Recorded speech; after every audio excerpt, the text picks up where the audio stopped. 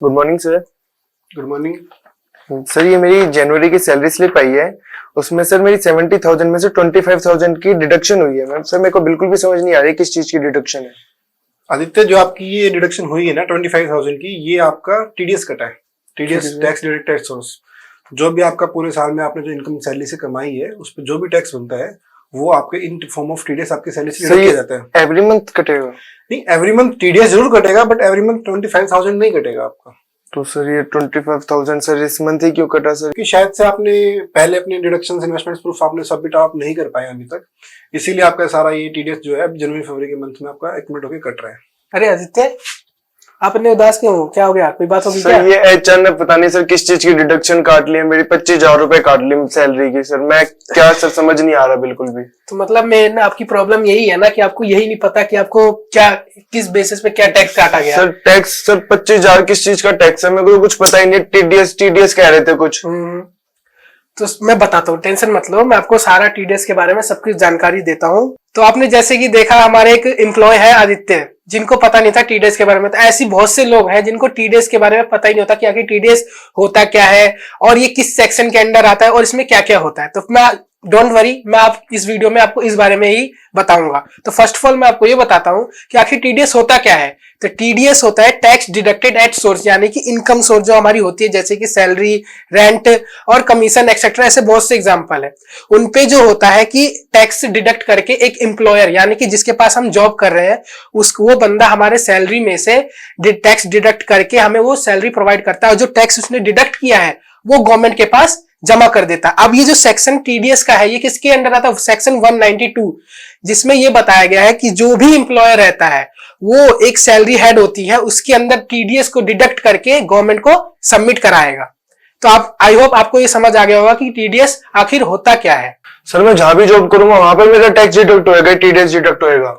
नहीं, ऐसा नहीं है। अगर आपकी इनकम टैक्सेबल लिमिट के अंडर आती है तो आपका टीडीएस डिडक्ट नहीं होगा, या फिर उससे ऊपर जाती है तो आपका टीडीएस डिडक्ट होगा, चाहे आप कंपनी में काम करो या कोऑपरेटिव सोसाइटी में काम करो, पार्टनरशिप में काम करो या फिर ट्रस्ट में काम करो। सर ये जो आपने 25,000 मेरे डिडक्ट हुए हैं, इनकी कोई रेट भी तो होता होगा कि इस रेट पे ये डिडक्ट होएंगे सैलरी से सर? क्योंकि मैम सर तो कह रहे थे कि उसका कोई फिक्स रेट नहीं है कि किस रेट पे डिडक्ट होंगे।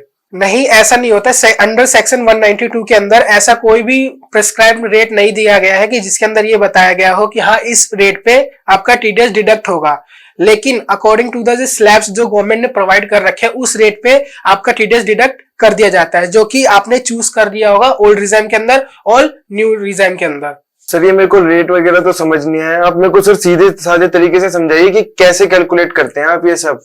चलो ठीक है, मैं आपको एक एग्जाम्पल से समझाता हूँ।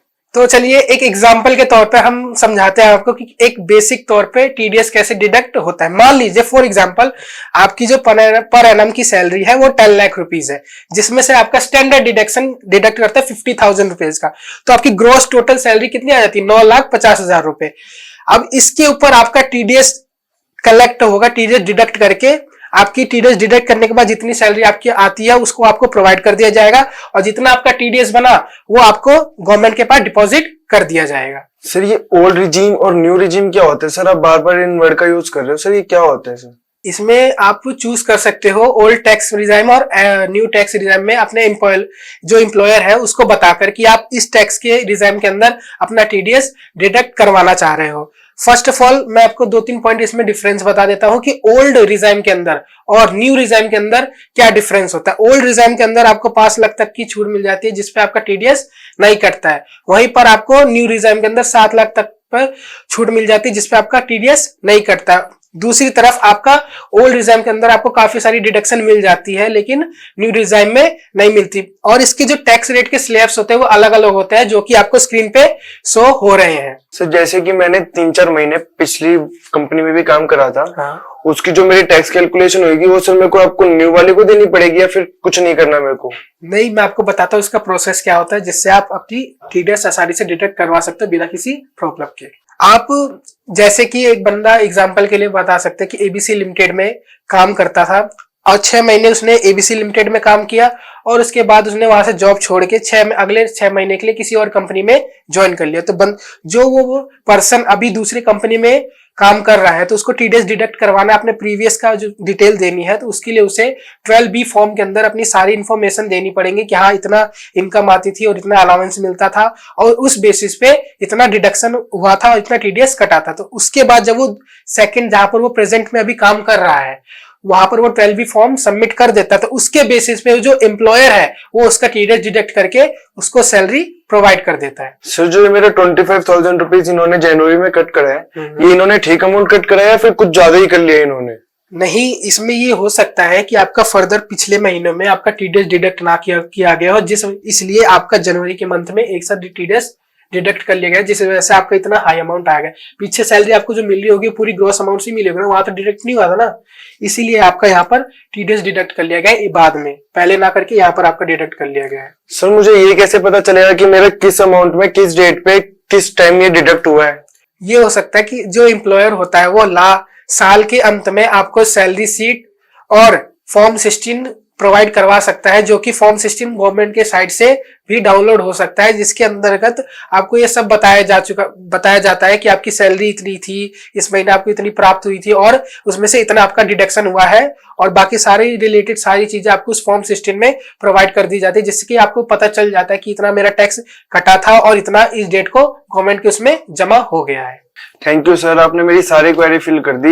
मैं बहुत ज्यादा परेशान था कि ये कैसे अमाउंट कट करता है, हर महीने कट कर रहे थे, तो sir thank you so much आपका। कोई बात नहीं Aditya, walk and talk consultancy का काम ही यही है, मेन मोटिव ही यही है कि वो आप जैसे कई लोगों की ऐसी फर्दर क्वारीज को सॉल्व करे। जैसा कि हमने देखा आदित्य के डाउट सारे क्वारीज को हमने सॉल्व किया, ऐसे ही हमारा वॉक एंड टॉक कंसल्टेंसी का मोटिव है कि हम सभी को फाइनेंशियल अवेयरनेस करवाना चाहते हैं, जिसके लिए हम ये हमारा मेन वीडियो बनाने का पर्पस यही होता है कि हम सभी को फाइनेंशियल अवेयरनेस करवाना चाहते हैं। तो यदि आपको ये वीडियो बहुत अच्छी लगी हो या पसंद आई हो तो आप इस वीडियो को लाइक कीजिएगा, शेयर कीजिएगा और सब्सक्राइब करना ना भूलिएगा।